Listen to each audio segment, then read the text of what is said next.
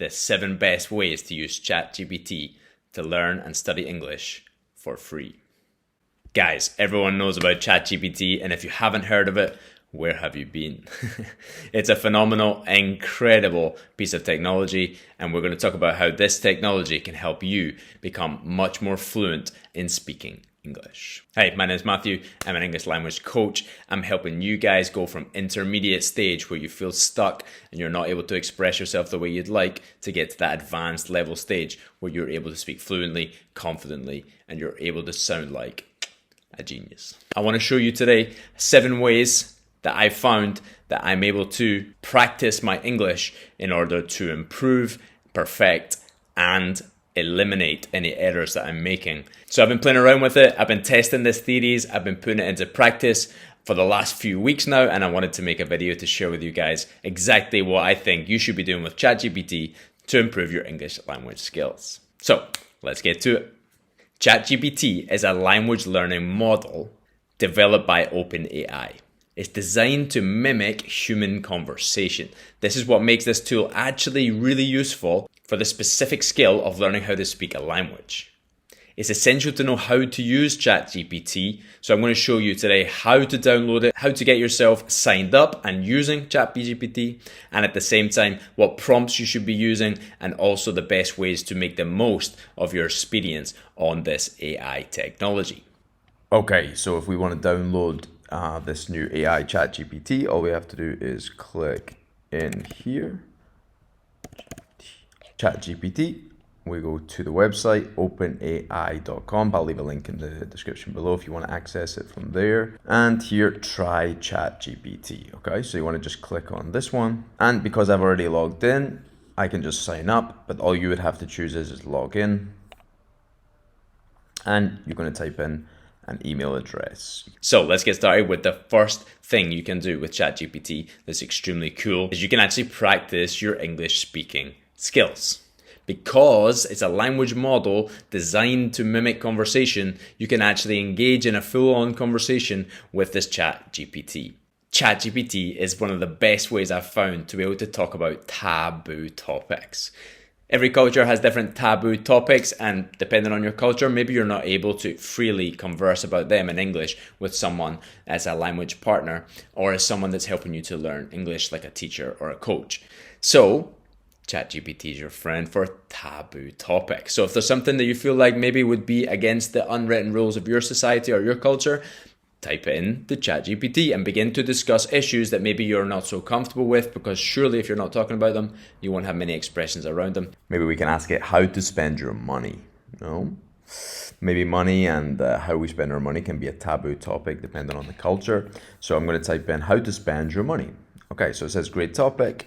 Managing money is a taboo topic in some cultures, but it's an important aspect of personal finance and is worth exploring. So personal finance, no, that's a really good phrase that we could be identifying as a nice way to speak about our own money. So it's going to give us some interesting ideas for how to spend our money, different rules that could apply. It's going to give us words like income, necessities, fantastic language use here of words that we might want to add to our vocabulary stack, which we'll discuss later. Utilities, food, housing. So let's say utilities, right? Okay, that's a new word for me. I don't know what that is. I can just ask ChatGPT, what does this word mean? And then I'm just going to add a comma, and I'm just going to copy paste this new word that I'm learning today, and I'm going to ask ChatGPT to give me the definition. Great. So we have a really clear definition, and we also get an example. Really cool. So this is an example. Okay, taboo topic. Maybe money is not your taboo topic, but you can see the idea, right? You can ask here, find out any information, and then any problems or issues you have, or you can then just have a conversation. Second reason that ChatGPT is fantastic is that you can identify grammar mistakes. Identifying your grammar mistakes is really useful because grammar is basically the edifice, the structure of how you're speaking. And if you're making a lot of grammatical errors, it's never going to sound smooth, it's never going to sound like a genius, and you're not going to be able to communicate yourself as effectively as you'd like. Grammar is foundationally important. We shouldn't spend hours of our life discussing it. I like 5-minute sessions on grammar so that we can grasp the concept, add it into real life, and get practicing. Testing our grammar. So during these conversations, Or if you're doing a writing or you're doing a practice writing and you want to be able to check your grammar, and maybe at some point you've realized that you don't know how to transition through the present tense to the past tense. And you might think, I wonder how to do that. So you could add in the text here. You could just copy paste any text that you've written. And then it's going to ask you questions, and you can ask any questions about the issues you have with the text. Or you can just find a concept, a grammatical concept that maybe you're not so clear about. For example, the present perfect, especially if you're an intermediate learner, is something you really want to start to get a grasp of. Yes, you don't have to memorize the name or anything like that, but you do have to have a grasp of how to use the present perfect. So I'm just going to ask ChatGPT, what is the present perfect? It's going to give me here a definition. The present perfect is a verb tense that's used to talk about an action or situation that started in the past and continues to happen in the present moment. Sushi. So this present perfect is actually a really common way to ask questions, especially interesting questions in conversation that you want to know about someone. Have you ever been to? Have you ever seen? Have you ever done? These are really great conversational topics when you want to make friends or you're discussing with your friends. So it's really important to learn how to use these structures. So here we have a fantastic definition, some examples. And let's say, okay, I'm going to practice using the present perfect. Let's say, I has been to Paris. Let's see if it's correct. Okay, it's not grammatically correct. So I made a mistake here, great. So and this mistake has been corrected by ChatGPT. I has not is not grammatically correct. The correct form of the present perfect is to have. So we only put has when it's he, she, and it, right? Perfect. So if I'm making mistakes, it's going to correct me on those mistakes and show me how to improve. Fantastic. Really powerful. Great. And the third reason that we should be using ChatGPT to help us improve our English is to improve our vocabulary, to increase our vocabulary. So very often when it comes to certain topics, we're going to have a limited range of vocabulary. That's normal when we're learning a language, and especially if we're in the intermediate stage. If we're in the intermediate stage, we tend to have basic grammar rules that we're still not quite mastered, and they really need to be mastered to advance. And then the other aspect is the limitations on expressions, the limitations on abilities to express ourselves. And one aspect of that is our vocabulary. So using ChatGPT, starting conversations, and begin to discover what the ChatGPT AI gives you in response. Use that as prompts that you can then note down as your vocabulary. My favorite way to put it in is into a flashcard system. Now you're going to be able to remind yourself and not forget any of those words that you're picking up, and make sure you're doing the repetition that we know is necessary for training the brain. This idea was to improve our vocabulary, right? So what would be a text that would maybe be, as an intermediate, quite a difficult text to understand? Let's say, can you write a paragraph from Charles Dickens? So this is how you're going to improve your vocabulary. Epoch, okay? You're going to take this word, and just like the last time, we're going to paste it into this. And you can ask what it means, or you can just type the word. Sometimes it realizes that you're asking for a definition. Let's see if it does it this time. Perfect. It knew exactly what I wanted. So it didn't even have to ask what it meant. It just immediately grasped that was meaning. I want to know the definition. It's a specific period of time, usually related to geological or astronomical history. Perfect. Boom. Added to my vocabulary sheet. Fourth reason that ChatGPT is a phenomenal resource that is free is the fact that you can practice your reading comprehension. You can actually ask ChatGPT to summarize a passage for you. You can actually ask it to, hey, can you help me understand what is the breakdown of these ideas that I see here in this passage? You can enter the passage by yourself, or you can ask it to create a passage on a topic, and any interesting details or any interesting phrases that you didn't understand, you can quite simply ask it to explain. This is a phenomenal tool for helping you train and improve your reading skills. So if I want to keep improving, then I'm going to say, I'm just going to copy this prompt, because this was a prompt that was useful last time. Can you write another paragraph from Charles Dickens. So what's the quote about? It's from Great Expectations, the book, and after he's undergone a series of trials and challenges that left him feeling broken and defeated, despite his hardships, Pick expresses his hope for redemption and his desire for this friend to treat him kindly.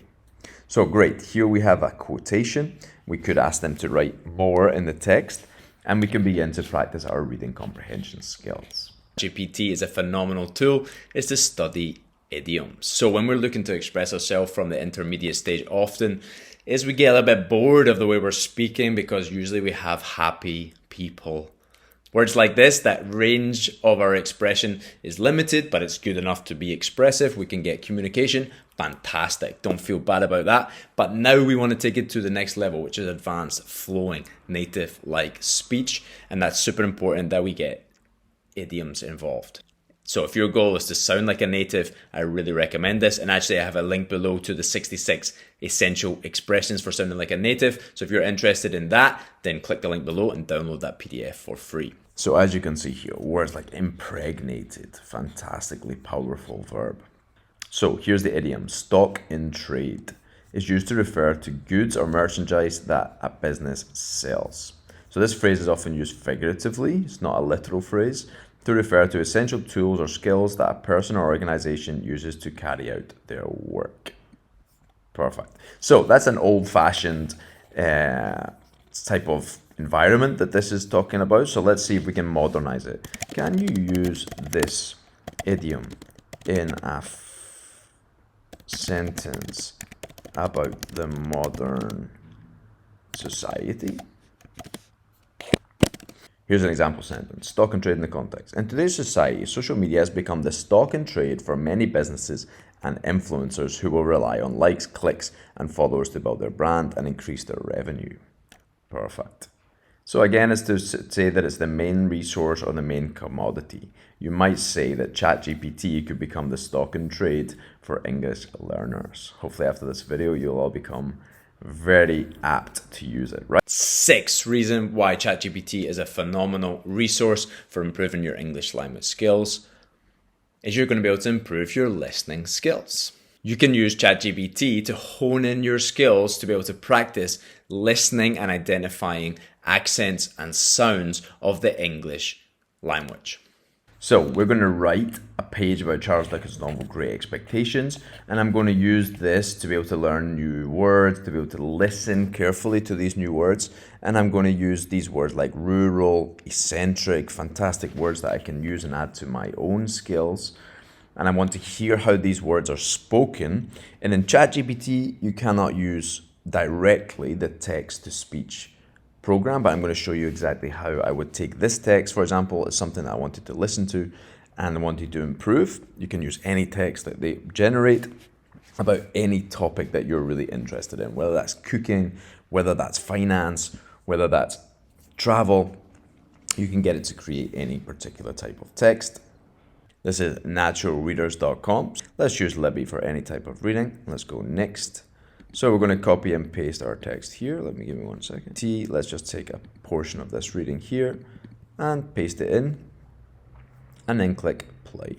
Great Expectations is a novel written by the British author Charles Dickens and first published in 1861.